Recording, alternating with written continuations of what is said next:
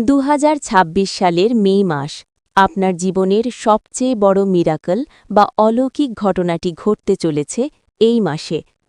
কিন্তু আপনি কি জানেন আধুনিক বিজ্ঞান এবং জ্যোতিষশাস্ত্র কেন বলছে যে ২০২৬ সালের মে মাসের শিশুরা অন্য বছরের তুলনায় অনেক বেশি স্পেশাল হতে যাচ্ছে?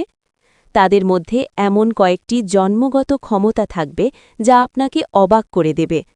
আর মায়েদের জন্য ২০২৬ সালের মে মাসে সরকারি ও চিকিৎসা ব্যবস্থায় কী বড় সুখবর আসছে? আপনার অনাগত সন্তানের ভবিষ্যতের সেই গোপন তথ্যগুলো জানতে ভিডিওটি ১ সেকেন্ডও মিস করবেন না। তার আগে আপনি আমাদের জানিয়ে দেন আপনার আল্ট্রাসনো রিপোর্টে ডাক্তার কী বলেছে, ছেলে হবে নাকি মেয়ে হবে। তো এখন মূল আলোচনায় আসা যাক। ১. মে মাসের শিশুদের বৈশিষ্ট্য, কেন তারা অনন্য? মে মাসে যারা জন্মায় তারা সাধারণত বৈশাখ বা জ্যৈষ্ঠ মাসের সন্তান হয়।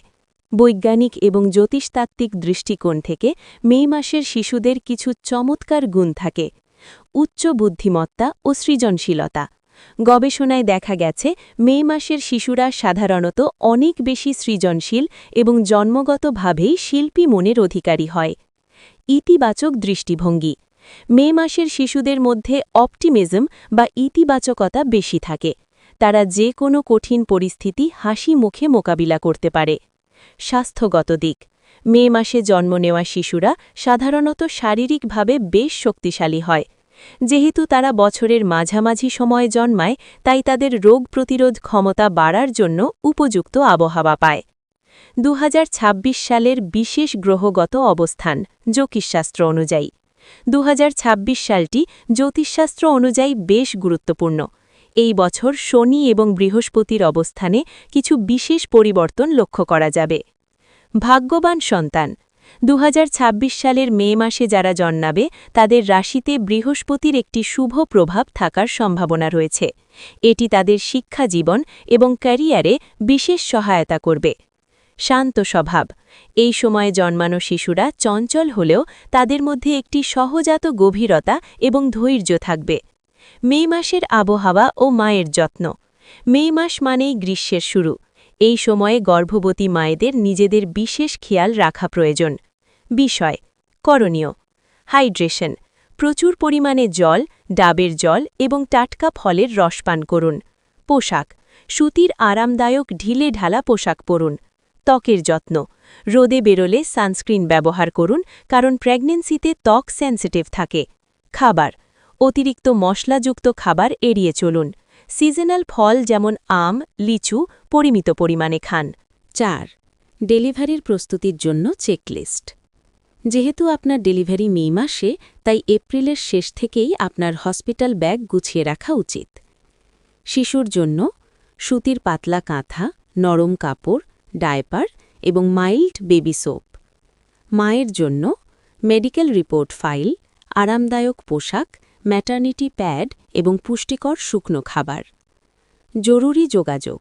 আপনার ডাক্তার এবং নিকটস্থ হাসপাতালের অ্যাম্বুলেন্স নম্বর হাতের কাছে রাখুন। ৫. ২০২৬ সালের মে মাসের মায়েদের জন্য সুখবর।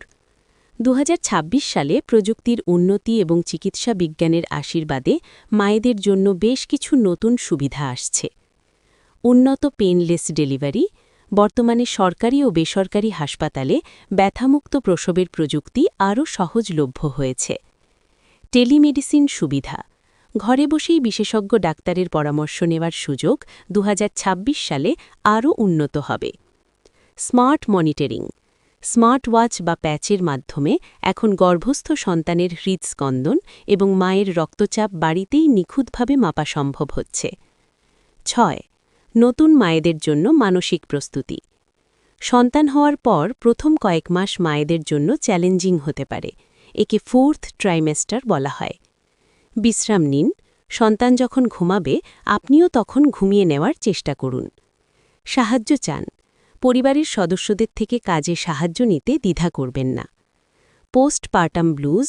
মন খারাপ লাগলে বা বিষণ্ণ বোধ করলে সঙ্গীর সাথে কথা বলুন। মনে রাখবেন, আপনি একা নন।